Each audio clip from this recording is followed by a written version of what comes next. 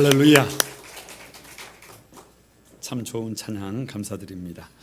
여러분 같이 한번 인사를 나누겠습니다. 주님의 은혜가 여러분에게, 옆 사람에게도 한번 주님의 은혜가 그대에게. 가만히 저를 한번 주목해 보시기 바랍니다. 가수 민혜경 씨의 내 인생은 나의 것, 그런 노래가 있습니다. 이렇게 부릅니다. 내 인생은 나의 것, 내 인생은 나의 것. 뭐 노래를 잘 못 불러도 그냥 가사 한 말이 이렇습니다. 그냥 나에게 맡겨달라는 거예요. 내 인생이잖아요. 나는 모든 것을 책임질 수 있다는 거예요.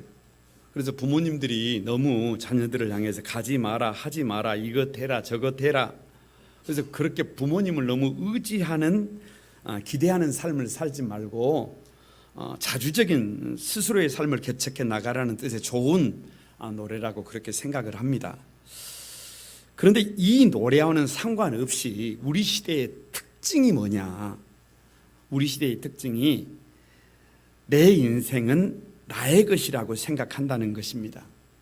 돈도 내 것이고, 집도 내 것이고, 건강도 내 것이고, 인생도 내 것입니다. 그러니까 내 마음대로 해요.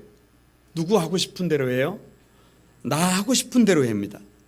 내가 길이에요. 내가 법이고, 그러다 보니까 어느덧 내가 우상이 돼 있습니다. 아니, 내가 신이 돼 있어요.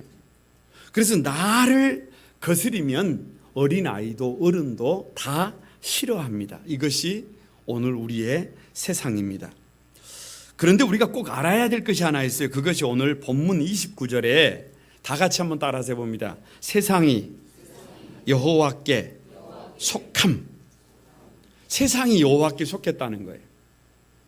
14절에도 온 천하가, 16절에도 온 천하가, 무슨 말이냐? 온 세상이 나의 것이 아니라는 거예요. 우리 것이 아니라는 거예요. 우리에게 속한 것이 아니라 하나님에게 속한 것임을 믿습니다. 하나님이 온 세상의 주인이다. 온 세상이 하나님께 속한 것을 알아야 우리가 겸손해집니다. 온 세상이 하나님의 것임을 알아야 우리가 믿음으로 살아요. 이것을 알아야 우리가 하나님을 나의 주인으로 모셔요. 이것을 알아야 우리가 하나님의 말씀에 순종해요. 이것을 알아야 우리가 이긴 자 이스라엘이 될 줄로 믿습니다. 그래서 엑소도스 대탈출 오늘 9번째인데요. 온 세상이 여호와께 속함입니다.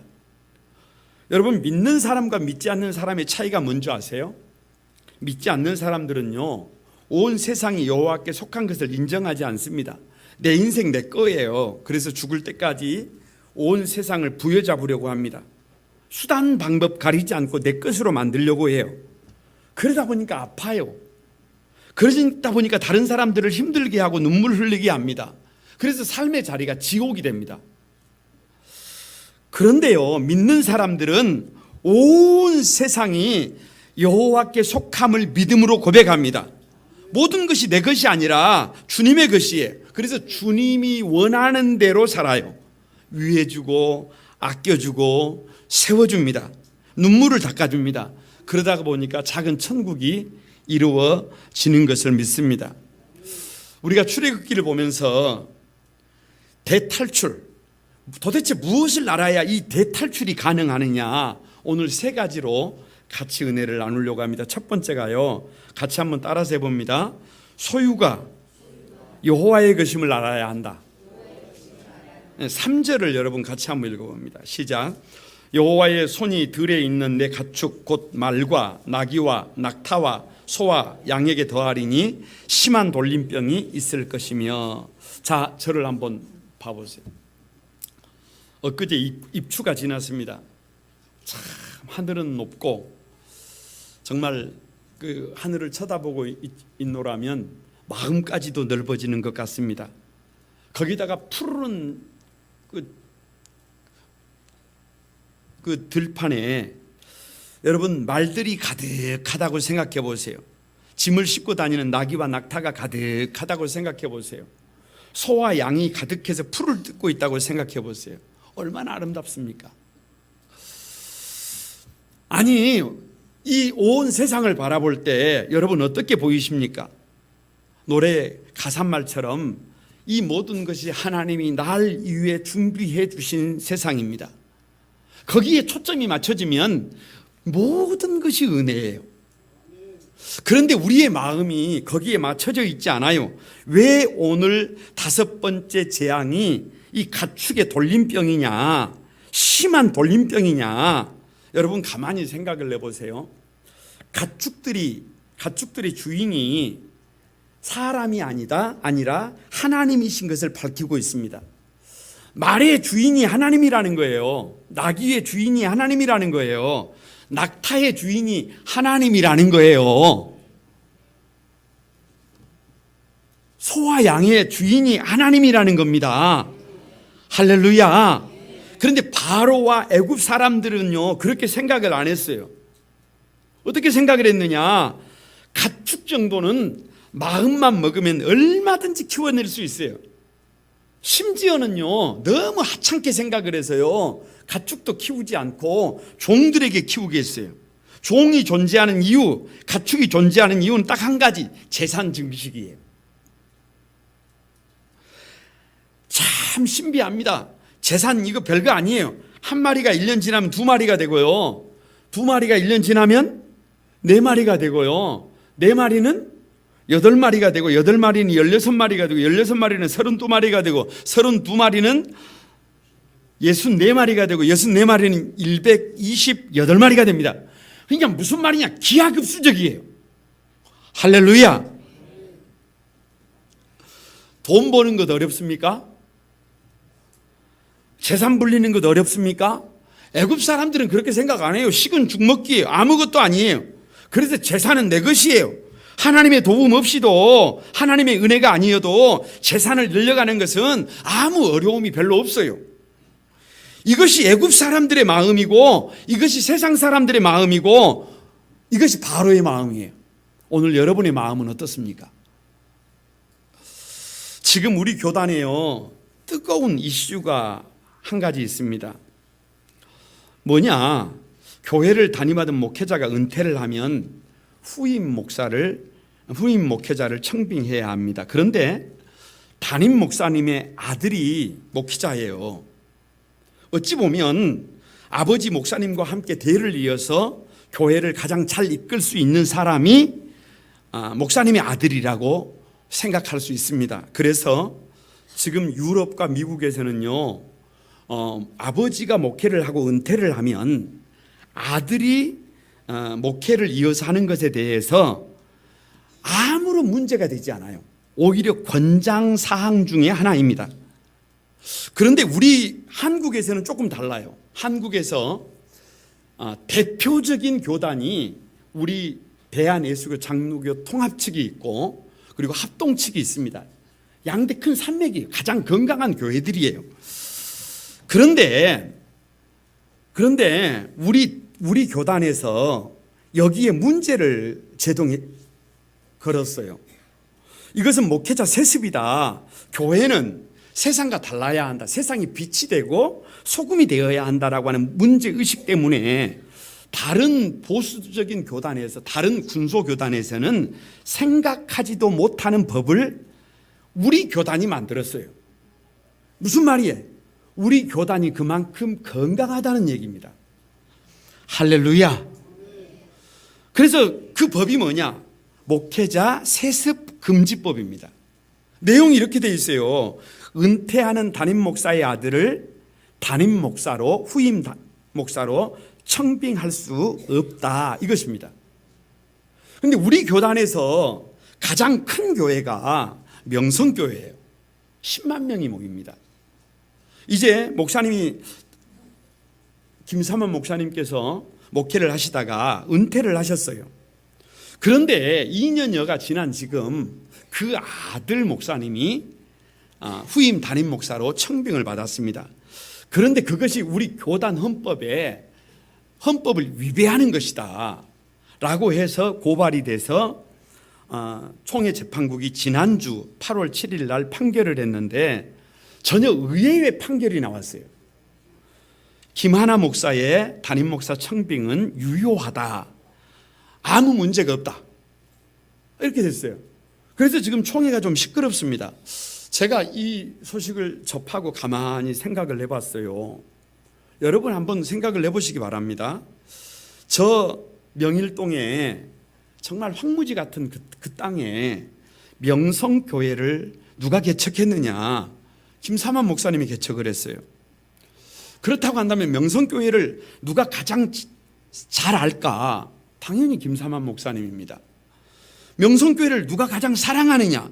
당연히 김사만 목사님 아니겠어요? 그러면 김사만 목사님의 아들이 대를 이어서 그 교회를 섬기면 목회를 잘하지 않을까? 당연히 잘하겠지요. 그런 생각이 듭니다. 여기서 조금 더 나가서 한 가지 질문에 답해 보시기 바랍니다. 그 명성교회는 누구의 것입니까? 김사만 목사님의 것입니까? 여기에 예라고 하면 미친 사람 취급받습니다. 여기에 예라고 하면 그 사람 정신 나간 사람이에요. 교회는 그런 것이 아니에요. 교회는 주님의 몸된 교회는 하나님의 것입니다. 이것을 인정해야 건강하고 이것을 인정해야 목회도 건강해집니다.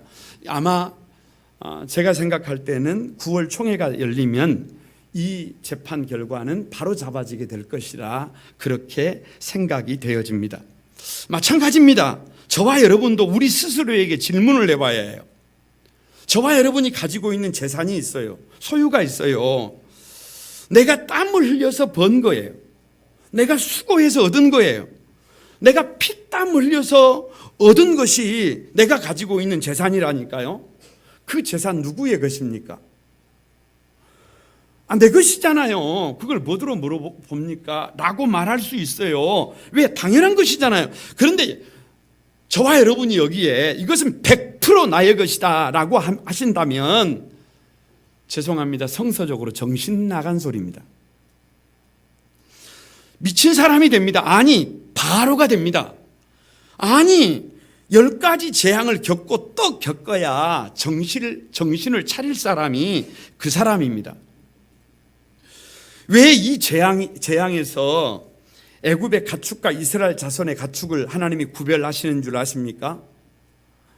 이 재앙이 하나님으로부터 임한 것임을 분명히 하는 것이에요. 이 재앙이 우연이 아니다. 온 세상이 여호와께 속한 것이라고 하는 하나님의 사인이에요. 사인. 소유는 하나님의 것이다. 하나님이 허락하셔야 한다는 것을 보여주는 것입니다. 모든 소유가 주인이 하나님의 것이라는 것이에요.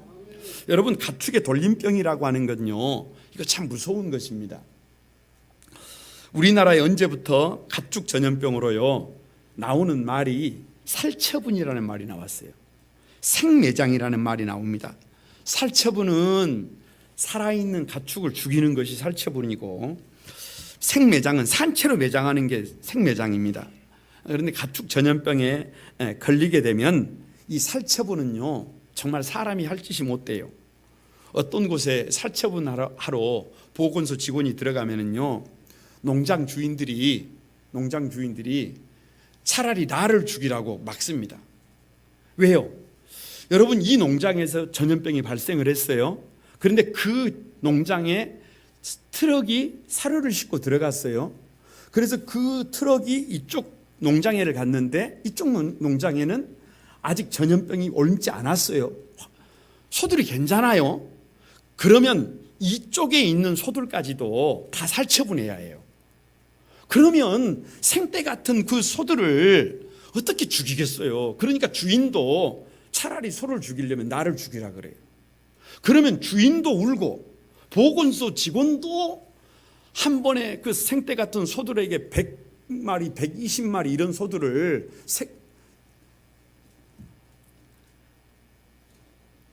살처분하려고 하면 모두가 사람이 할 짓이 아니에요. 여러분, 그런 현장에서 한 기자가요 살처분 현장을 소개하는데요, 암소에게 살처분을 하려고 주사를 놓으니까 새끼 암송아지가 곁으로 다가와서 소어미에게 젖을 달라고 하는 거예요. 그래서 젖을 빨아요. 그런데 보통의 경우에는 주사를 놓으면 10초에서 여러분 길어야 1분이면 소가 그냥 죽는다고 그래요. 그런데 젖을 빨고 있으니까 어미소가 내 다리를 버티고 서서 쓰러지지 않는 거예요. 그걸 견디고 있는 거예요. 그러다가 새끼 소가 그 송아지가 입을 떼니까 그때 주저앉아서 죽고 그 송아지도 살처분되는 거예요. 이것이 전염병이에요, 여러분. 이것은 사람이 할 짓이 아니라니까. 이것은 눈물 나는 일이라니까요. 그런데 6절에 애굽의 모든 가축은 죽었으나 이스라엘 자손의 가축은 하나도 죽지 않는다. 이 말은 돌림병으로 애굽의 모든 가축이 죽는다. 이 말은 주인이 누구신가를 분명히 하는 거예요. 아니, 이스라엘 백성들이 사는 곳에 있는 가축들은 멀쩡한데 왜 이 이스라엘 백성들이 아닌 이 애굽 사람들이 있는 곳에 가축들이 이렇게 전염병으로 돌림병으로 죽어가느냐. 그 가축의 주인이 누구라는 거예요? 하나님이라고 하는 것을 분명히 하는 것입니다. 거룩한 꿈 한 소망의 가족 여러분, 가축은요 재산이에요. 재산, 소유예요. 애굽 사람들은 생각을 할 때요 얼마든지 이 정도는 우리 손으로 할 수 있는 것으로 생각을 했어요. 증식할 수 있다고 생각했어요. 그런데 하나님께서 막으시니까 한순간에 가축 전염병이 일어나서 다 무너지잖아요. 그러니까 아무것도 아닙니다. 왜요? 소유는 내 것이 아니라 하나님의 것임을 분명히 하는 거예요. 그래서 학기 2장 8절에 은도 내 것이요 금도 내 것이라고 합니다. 모든 것이 주님의 것이라는 거예요. 이것을 인정할 때 우리 삶이 바르게 세워집니다. 내가 가진 모든 것이 내 것이 아니라 하나님의 것임을 인정할 때 그것을 내 마음대로 쓰는 것이 아니라 하나님이 원하는 대로 쓰게 돼요. 이것을 인정할 때 우리의 삶이 건강해지고 이것을 인정할 때 하나님이 원하는 삶을 살게 됩니다. 대탈출의 주인공이 되게 될 것을 믿습니다. 두 번째로 우리가 무엇을 알아야 이 엑소더스 대탈출이 되느냐. 다 같이 한번 따라서 해봅니다. 생명이 여호와의 것임을 알아야 한다. 10절을 같이 한번 읽어봅니다. 같이 읽어봅니다. 시작. 그들이 화덕의 재를 가지고 바로 앞에 서서 모세가 하늘을 향하여 날리니 사람과 짐승에게부터 악생 종기가 생기고. 자, 여러분 한번 생각을 내보세요. 애굽 사람들은 마음만 먹으면요 질병이 없는 무병장수가 가능하다고 생각을 했어요. 걱정을 하지 않았습니다. 왜냐? 환경이 너무 좋아요. 일들은 종들이 하고 잘 먹고 잘 관리하면 얼마든지 건강하게 걱정 없이 장수할 수 있다고 생각했습니다. 그래서 감히 생명이 누구 것이라고 생각했느냐? 살고 죽는 것이 오늘 나에게 달려있다 이렇게 생각을 했어요. 그런데 8절 말씀에 보면 하나님께서 모세에게 이렇게 말씀하십니다. 화덕의 재 두 움큼을 가지고 모세가 바로의 목전에서 하늘을 향하여 날리라 이렇게 기록해 놓고 있어요. 아니 갑자기 이게 무슨 말인가 이렇게 생각할 수도 있는데 이것은요 애굽 사람들은 연초가 되면 사람을 태웠어요. 사람을 제물 삼아서 사람을 태워가지고 그것을 재를 만들어가지고 그것을 바람이 불 때 이렇게 날리는 재의식이 있었어요. 그래서 그 재가 날아가서 닿는 곳에는 모든 악이 날아간다. 그래서 질병이 발생하지 않는다. 그래서 무병장수할 수 있다. 그때 희생을 당한 사람들이 누구냐 그러면 히브리 사람들이에요. 그러니까 바로 앞에서 모세가 화덕에 저 부뚜막에 재를 두 움큼을 들고 하늘을 향해서 이렇게 날리고 있으면 그 모습을 보는 바로가 무슨 생각을 하겠어요? 애굽 사람들이 질병에 걸리지 않고 건강하게 살기 위하여 힘없는 히브리 사람들을 불태워서 그 재를 날렸잖아요. 그리고 그 재가 닿는 곳에는 질병도 없다, 무탈하다, 안전하다, 걱정하지 않아도 된다라고 한 것이잖아요. 그런데 이 말을 가만히 뒤집어 보면 생명의 주인이 애굽 사람들이라고 생각해. 자기들 생명의 주인이 애굽 사람들 바로라고 생각했던 것입니다. 얼마든지 마음만 먹으면 건강하게 생명도 좌지우지할 수 있는 힘을 자기들이 가졌다고 생각했어요. 그런데 그렇게 하자 그 재가 닿는 곳에 악성 종기가 났어요. 왜 악성 종기겠어요? 여러분, 악성 종기는요, 성사학자들의 주장에 따르면 이 종기는요, 생명을 위협하는 불치병이라고 했습니다. 그 당시만 하더라도 요즘 같은 암과 같습니다. 바로와 애굽 시민권자들은 생각을 했어요. 자기들과 짐승들은 달라요. 우리와 히브리 노예들은 달라요. 아니, 생각을 여러분이 한번 해보세요. 애굽 시민권자들이잖아요. 특별한 사람들이잖아요. 많은 것을 가지고 있는 사람들이잖아요. 그런 애굽 사람들하고 히브리 이 종들하고 같아요? 그렇게 더러운 일을 하고 힘에 버거운 일을 하는 사람들과 수준이 같아요? 바로는 신적인 위치에 오른 사람이라니까요.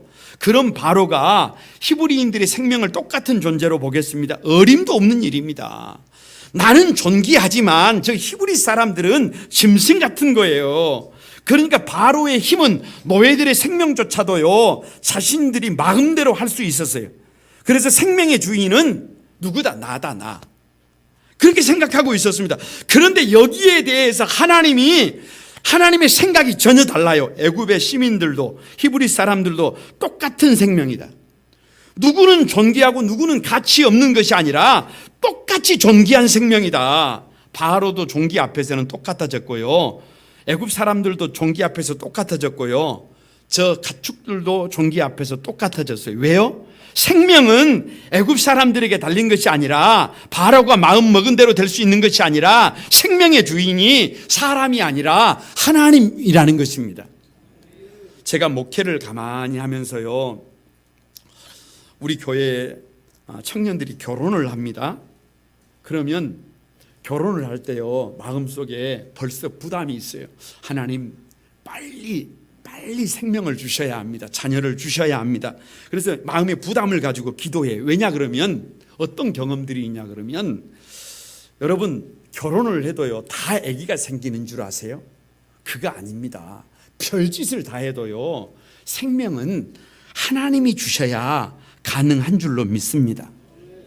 이 마음대로 되는 게 아니에요. 지난주에요, 우리 교회 성도님의 페이스북에요, 이런 글이 하나 올라왔어요.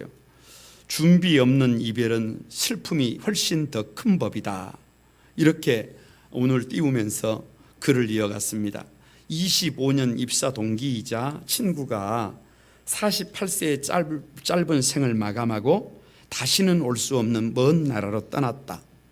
입사 30년째는 부부 동반 유럽을 가기로 했는데 약속도 지키지 못하고 떠나버리다니. 여러분, 살고 싶다고 사는 것이 아닙니다.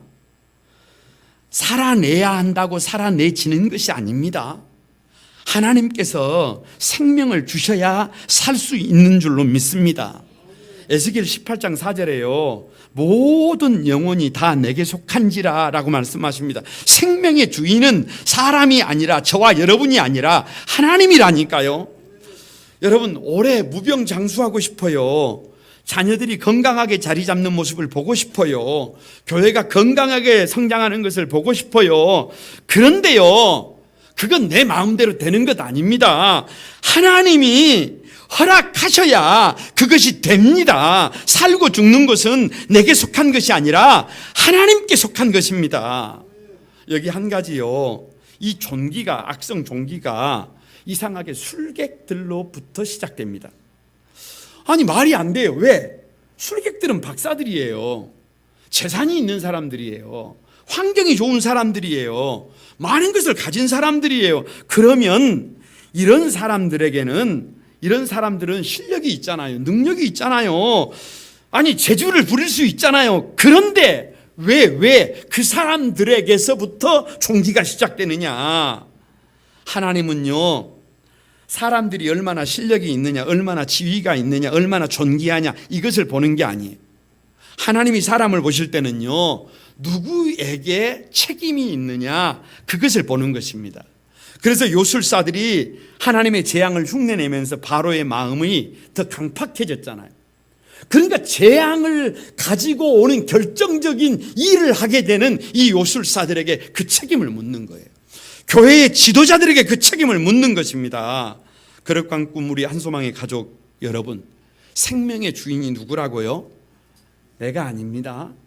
여러분, 우리가 아닙니다. 우리가 아니라 하나님이 힘을 믿습니다. 애굽 사람들은 이것을 몰랐어요. 생명의 주인이 자신들이라고 생각했어요. 바로는 종들의 생명을 살릴 수도 있고 죽일 수도 있었잖아요. 그래서 생명이 내게 속한 것이라고 생각했어요. 만약에 오늘 세상을 살아가는 저와 여러분이 바로처럼 생명이 내 것이다, 내 마음대로 해도 된다 라고 생각하고 있다고 한다면 우리의 삶은 언제 이 허우적거리는 인생이 끝날지 몰라요. 우리의 삶이 여러분 미래가 없어요. 대탈출이 불가능해요. 하나님이 원하는 삶은 꿈도 못 꿉니다. 왜요? 생명의 주인이 하나님이라고 하는 것을 알아야 내가 하나님이 원하는 삶을 살아요. 생명이 하나님이 주인인 것을 알아야 나의 삶 속에 향내나는 삶을 살 수 있어요. 책임지는 삶을 살 수 있어요. 주님 앞에 서야 되잖아요. 주님 앞에 서서 책임을 다했는지 주님이 물어보시잖아요. 그때를 준비할 수 있어요. 생명의 주인이 하나님이신 것을 고백하고 믿음으로 살아가는 여러분이 되기를 바랍니다. 세 번째, 우리가 무엇을 알아야 이 대탈출이 되느냐. 다 같이 한번 따라서 해봅니다. 온 천하가 여호와의 것임을 알아야 한다. 여러분 29절을 다시 한번 읽어봅니다. 시작. 모세가 그에게 이르되 내가 성에서 나가서 곧 내 손을 여호와를 향하여 펴리니 그리하면 우레소리가 그치고 우박이 다시 있지 아니할지라. 세상이 여호와께 속한 줄을 왕이 알리이다. 여러분, 바로가 왜 10가지 재앙을 겪어야 하는지 아십니까? 왜 재앙을 겪어도 산 넘고 산인지 아십니까? 왜 고통이 이렇게 끝나지 않는 줄 아십니까? 왜 바로는 결국에는 장자가 죽고 눈물을 흘려야 되는지 아십니까? 한 가지예요. 세상이 여호와께 속한 줄을 바로가 모르고 있어요. 세상이 나에게 속한 것이라고 생각하고 있다니까요. 내 것이라고 생각하고 있다니까요. 그래서 14절에 온 천하에 나와 같은 자가 없음을 네가 알게 하리라 그래요. 온 천하가 바로는 내 것이라고 생각했다니까요. 그런데 하나님은 이것을 정정하는 거예요. 온 천하는 누구의 것이다? 하나님의 것이다. 16절에 내가 너를 세웠으면 나의 능력을 내게 보이고 내 이름이 온 천하에 전파되게 하려 함이라.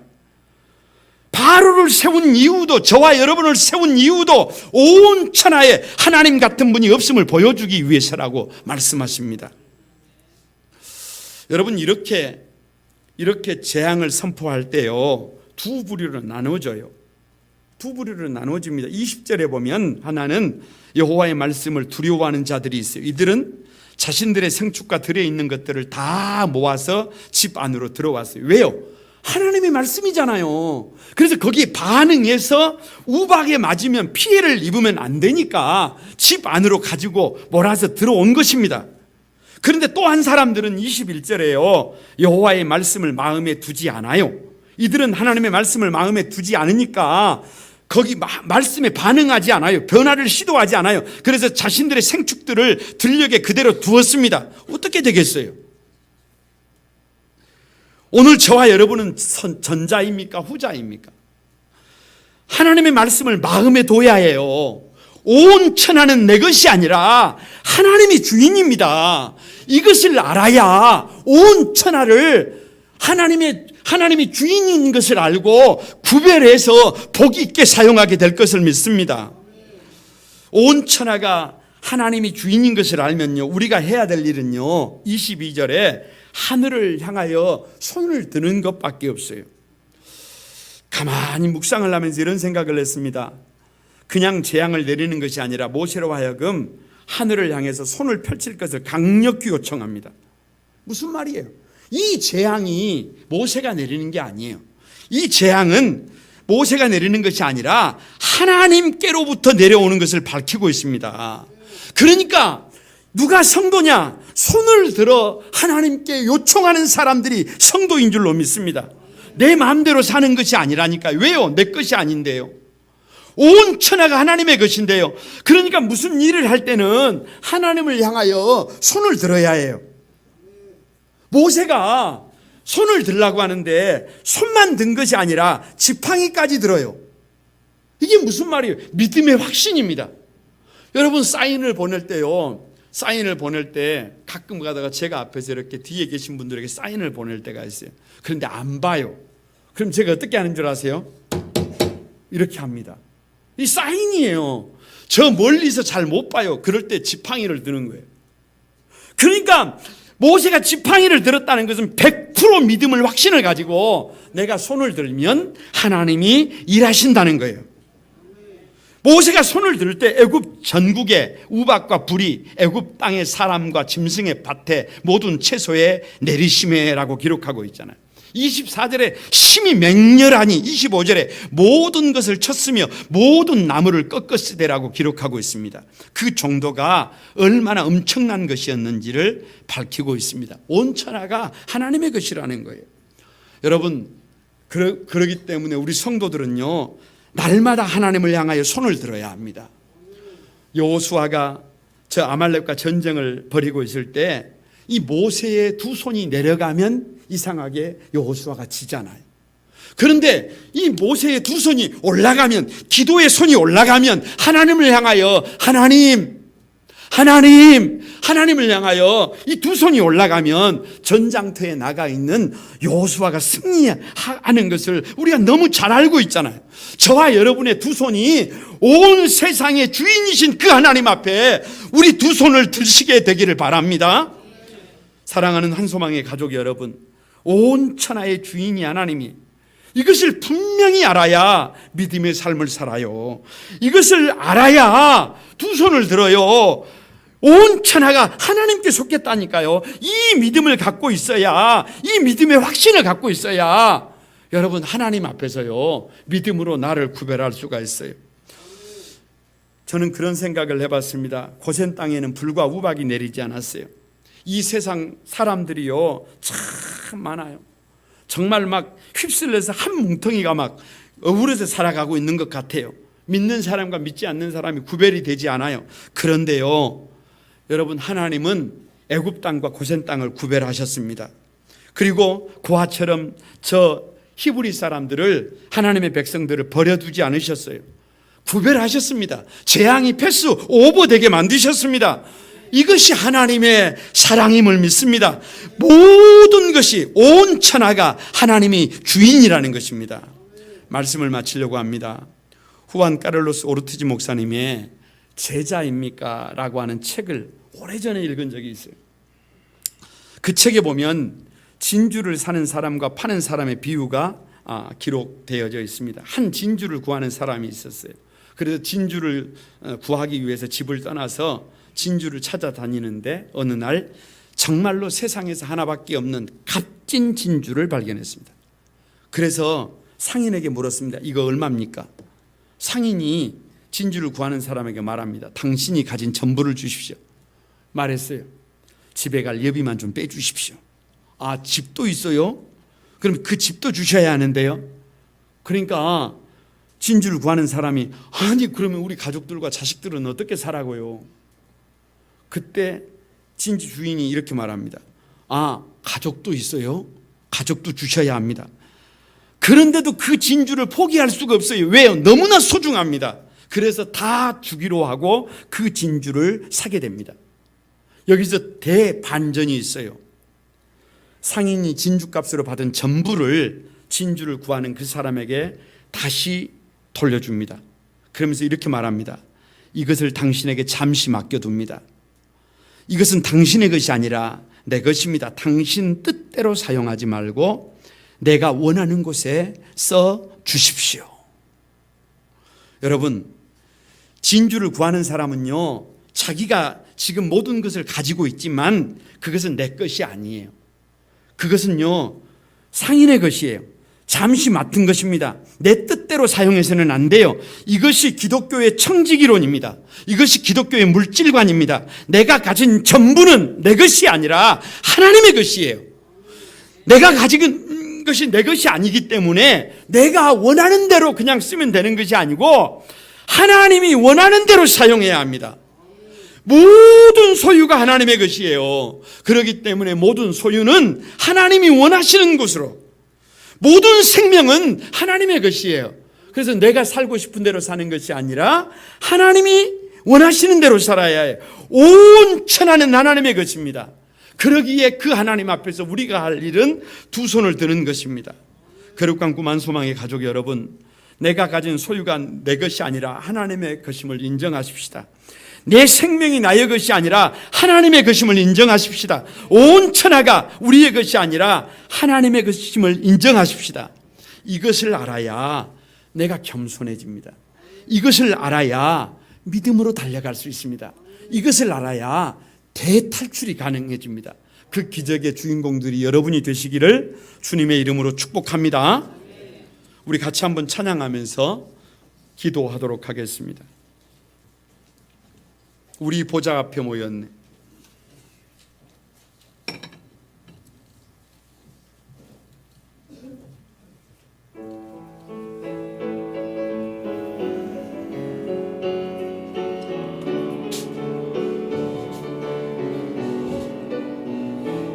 다 같이 한번 드립니다. 우리 보좌 앞에 모였네.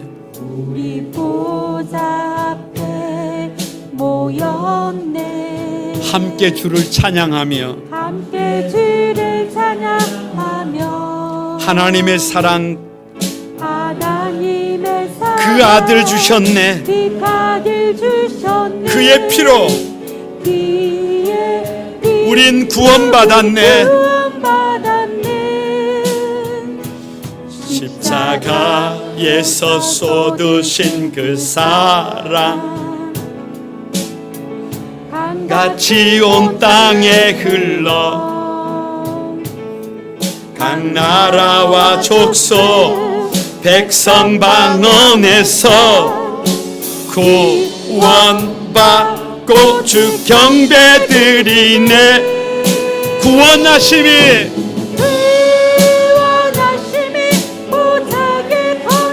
우리 하나님과 어린 양께 있도다. 구원하심이 보좌에 앉으신 우리 하나님과 어린 양. 여러분, 우리 오른손을 들고 다시 한번 우리 보좌 앞에 모였네.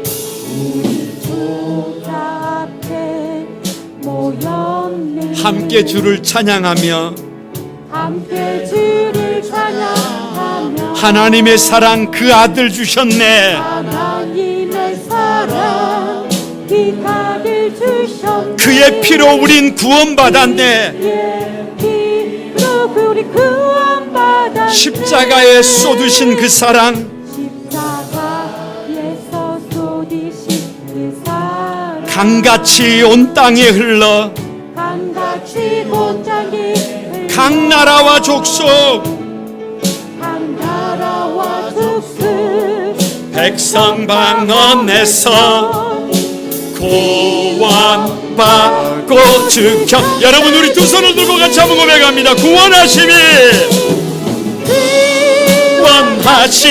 보좌에 앉으신 우리 하나님과 어린 양께 있도다.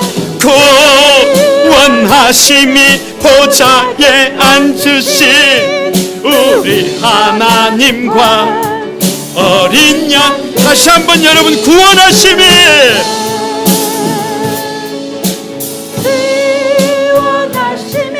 보좌에 앉으신 우리 하나님과 어린 양께 있도다. 구원하심이 보좌에 앉으신 우리 하나님과 어린 양께 있도다. 여러분, 우리 같이 한번 기도하십시다. 나는 성경을 읽으면서 늘 바로가 아니라 모세라고 생각했습니다. 하나님의 편에 있다고 생각했습니다. 그런데 요즘 들어서 성경을 읽으면서 왜 내가 바로 같은지 모르겠습니다. 바로는 모든 소유가 내 것이라고 생각했습니다. 바로는 모든 생명이 나의 것, 내가 원하는 대로, 내가 하고 싶은 대로 할 수 있다고 생각했습니다. 온 천하가 내 것이라고 생각했습니다. 그래서 나를 거절하면 그냥 있지 못했습니다. 혹 이 바로의 모습이 저와 여러분의 모습은 아닙니까? 이제 돌아서야 합니다. 모든 소유는 하나님이 맡겨주신 것입니다. 모든 생명은 하나님께서 우리에게 선물로 주신 것입니다. 온 천하는 하나님의 선물입니다. 우리의 것이 아닙니다. 하나님이 원하시는 대로 사용해야 합니다. 하나님이 이제부터 하나님이 선물로 주신 이 하나님의 것, 하나님의 기쁨이 되는 삶을 살겠다고 여러분 우리 같이 한번 결단하고 각오하면 아니 되겠습니까?